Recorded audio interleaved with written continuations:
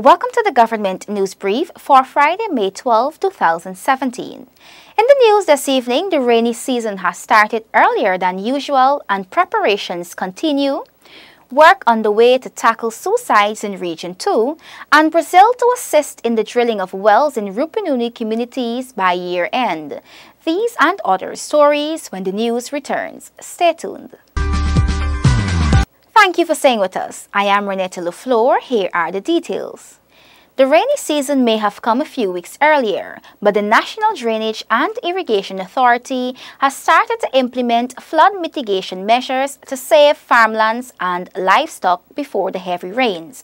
Neola Damon has the details. Chief Executive Officer of the NDIA, Frederick Flats, today briefed the Government Information Agency, GINA, on the works the agency very early on started to implement to lessen flood danger in Regions 2, 3, 4, 5, and 6.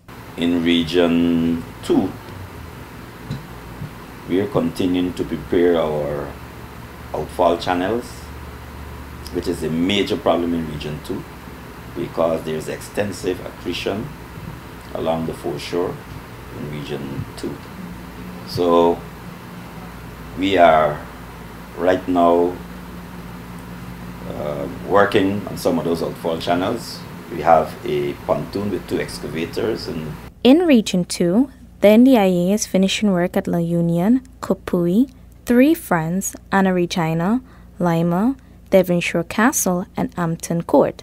The agency has concluded most of its work in Regions 3 and 4, with further intervention in Region 5, Flats explains. Region 3, most of our outfall channels are clear, and within the last month, we've mainly been cleaning the outfall channels in the Leg 1 area. In Region 4, we've done some clearing along the channels on the east bank of Demerara and at Buxton. Works in Region 5 will also see focus of the resuscitation of 3 defunct sluices to boost the drainage capacity in a particular flood-prone section of the agency.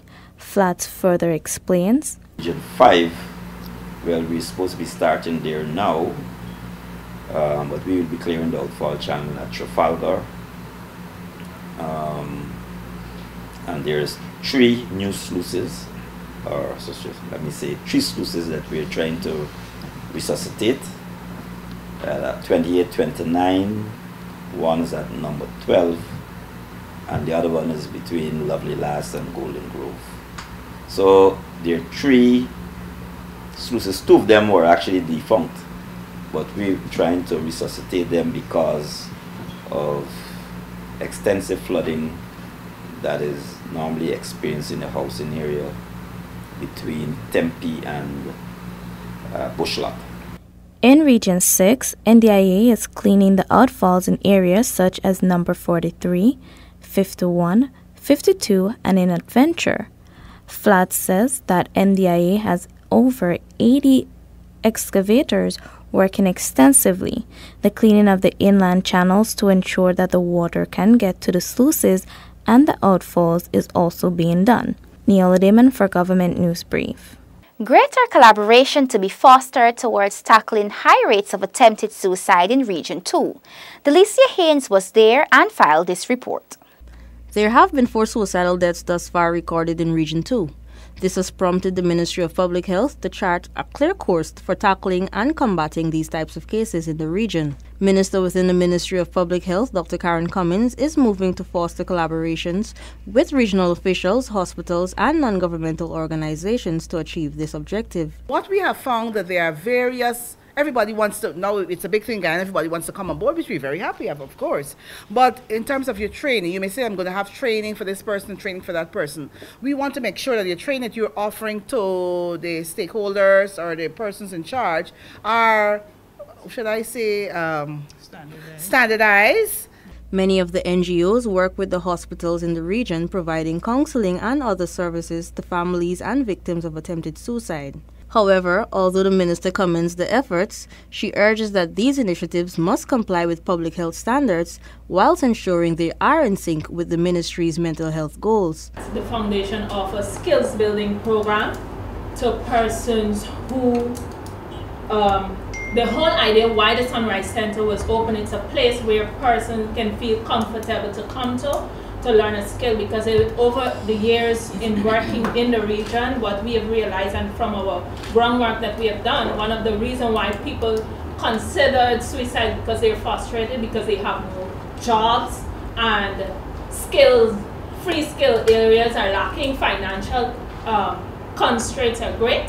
We have extended, we even work with we do domestic violence work, also suicide, drugs, and so on. People come with one problem, but it's more.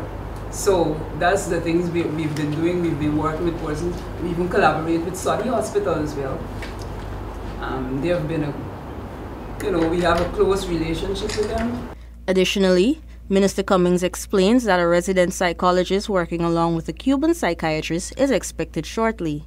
The Regional Democratic Council also had outlined a number of initiatives which could have been undertaken to tackle suicide and suicide ideation in the region, but due to financial constraints, the projects were stalled. We're getting a lot of calls from non-governmental organizations who want to come on board.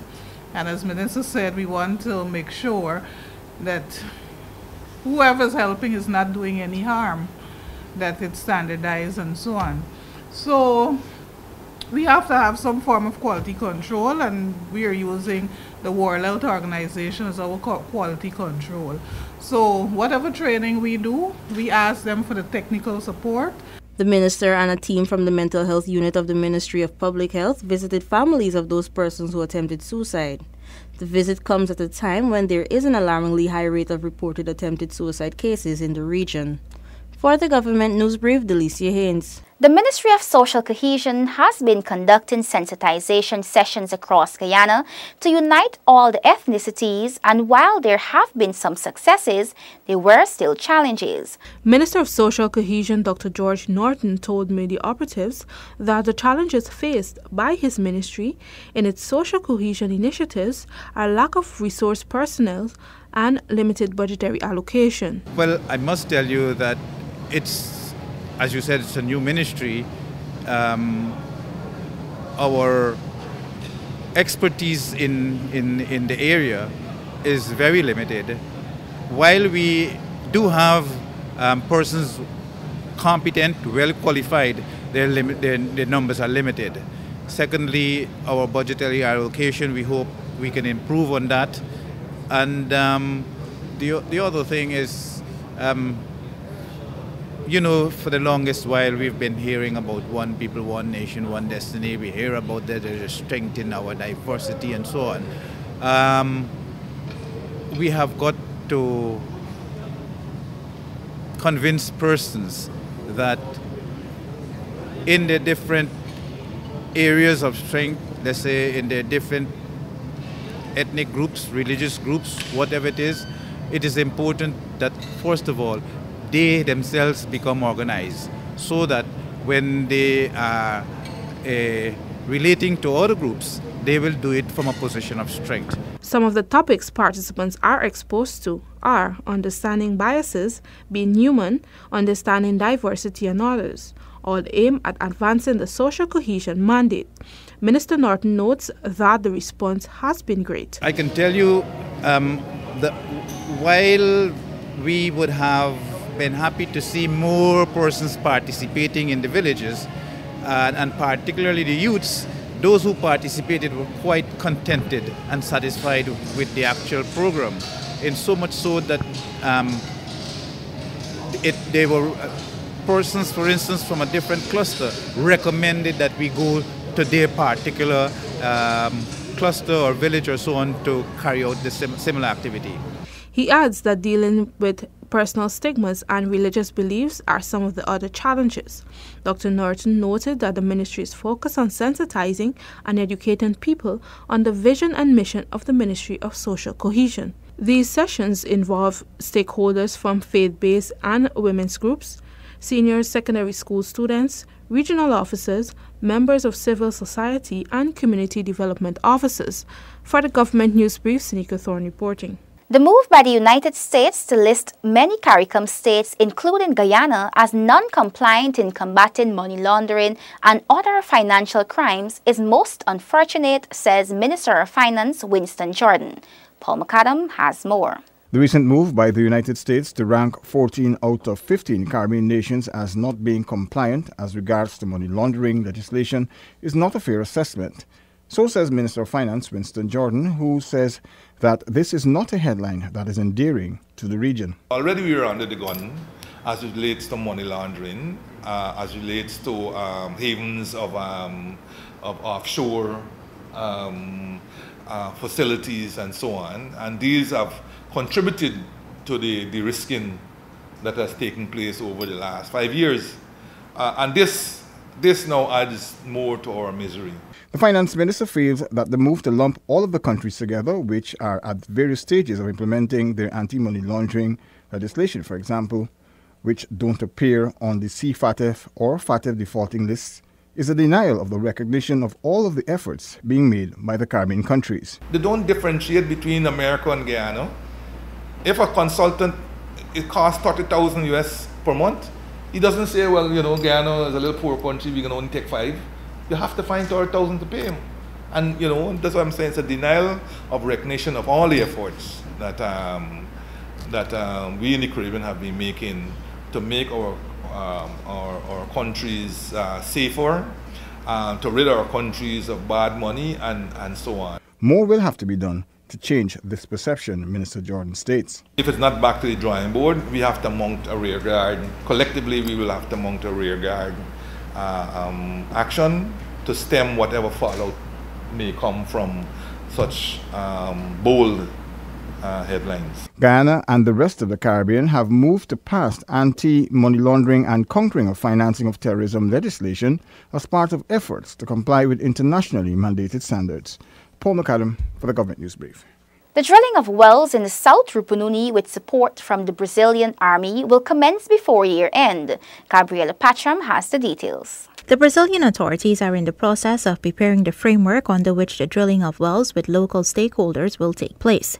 Guyana's ambassador to Brazil, George Talbot, says that there is a framework that will support the technical cooperation agreement that will be signed by the two countries.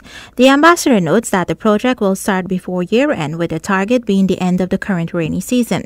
Ambassador Talbot explains that during the project, there will be capacity building for Guyanese.